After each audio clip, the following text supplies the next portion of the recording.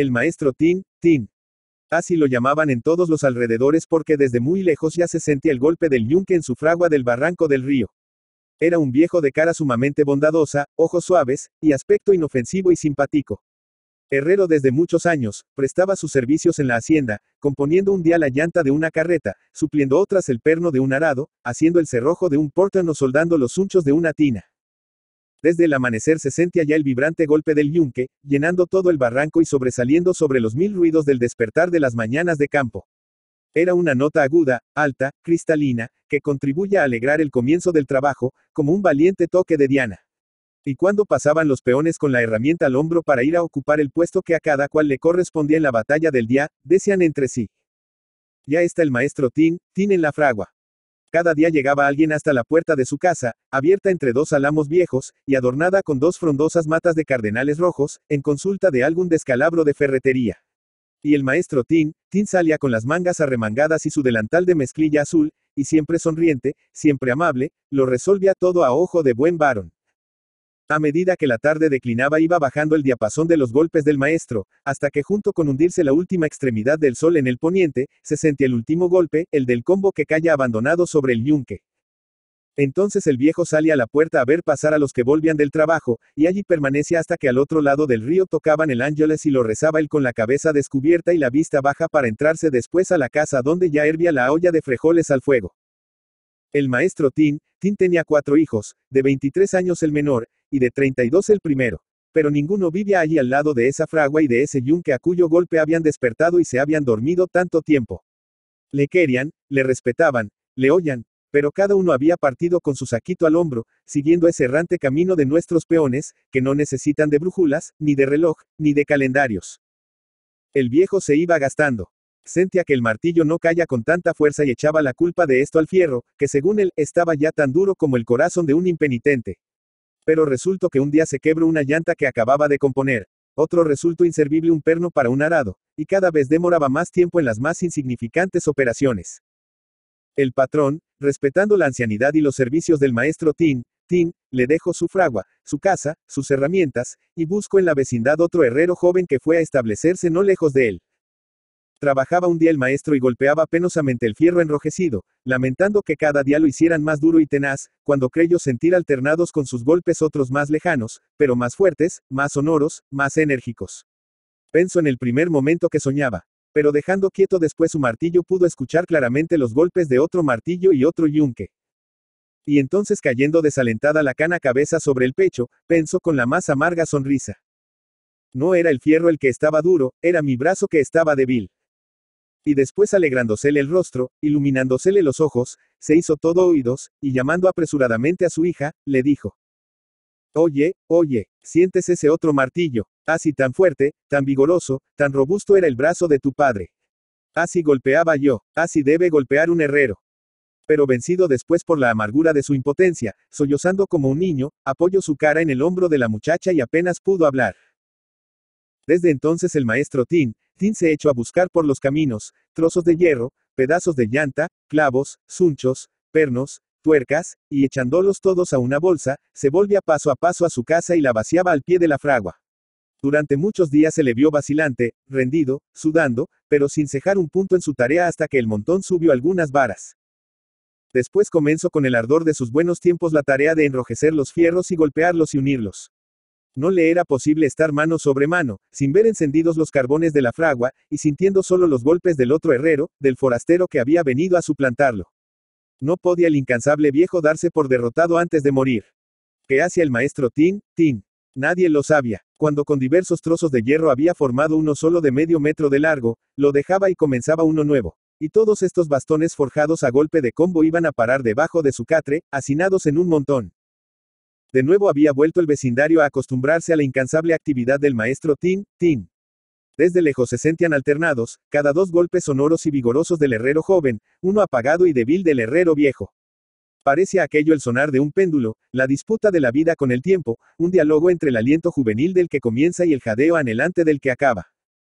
Una mañana salió el sol, avanzó el día, comenzó el herrero joven a dar en el yunque, y el maestro Tin, Tin callaba. ¿Qué le pasara al maestro?, se preguntaban todos, y poco a poco fueron llegando las vecinas, y entrando a la modesta casita de los cardenales rojos. El viejo estaba en cama, tendido de espaldas y respirando con fatiga.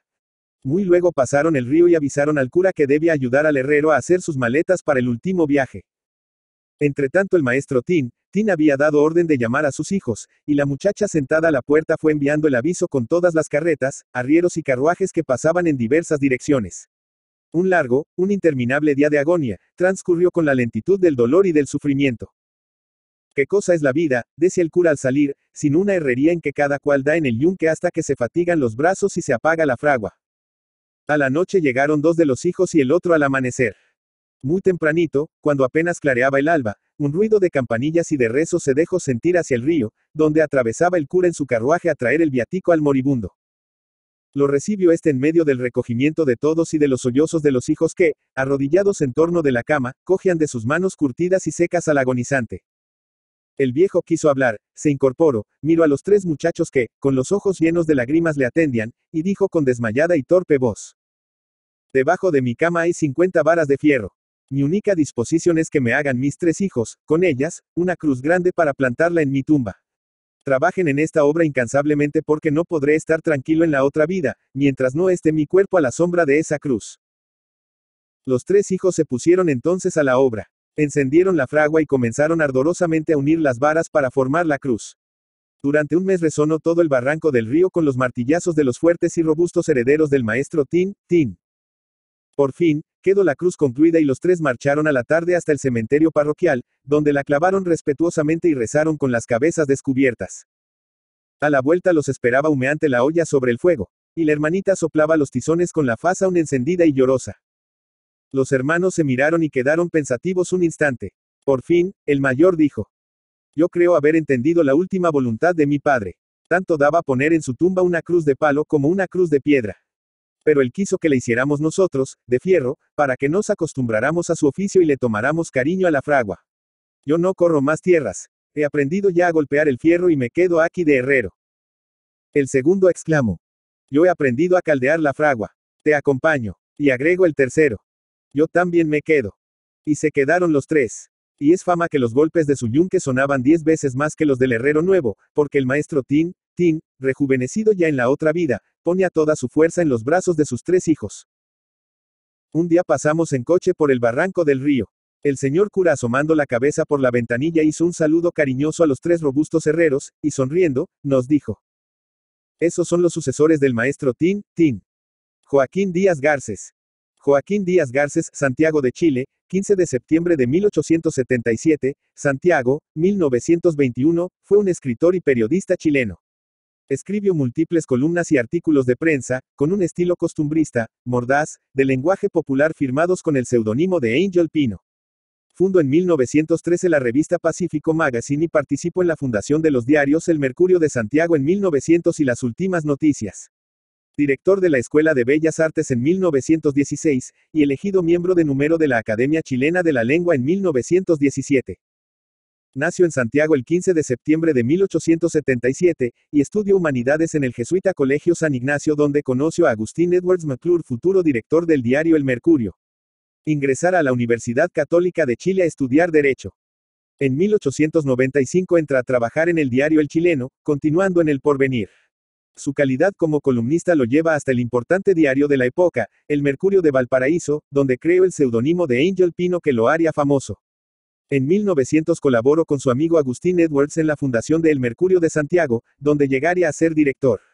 En 1902, participó en la fundación del diario Las Últimas Noticias. En 1905 será el primer director del semanario SAG el año 1905. En 1908 fue designado secretario de las legaciones de Chile en Roma, Bélgica y Holanda, aunque mantuvo sus columnas periodísticas y crónicas semanales en El Mercurio. En 1913 funda la revista Pacífico Magazine, donde realizó una intensa labor de divulgación de la pintura chilena, convirtiéndose en uno de los precursores de la incipiente crítica de arte en Chile. Para 1916 fue nombrado director de la Escuela de Bellas Artes, y al año siguiente será elegido miembro de número de la Academia Chilena de la Lengua. Falleció en Santiago de Chile en 1921.